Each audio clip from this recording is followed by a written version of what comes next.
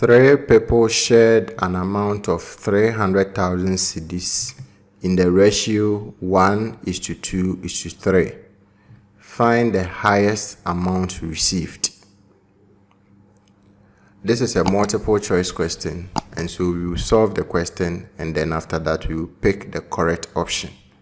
When we check the ratio, the highest number in it will belong to the person who received the highest amount.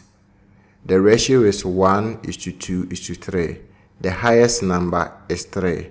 So it means that this 3 belongs to the one who received the highest amount.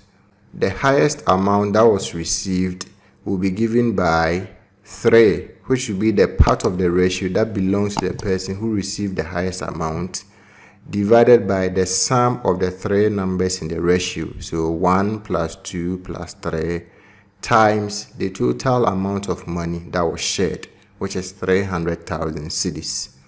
1 plus 2 plus 3 will give us 6.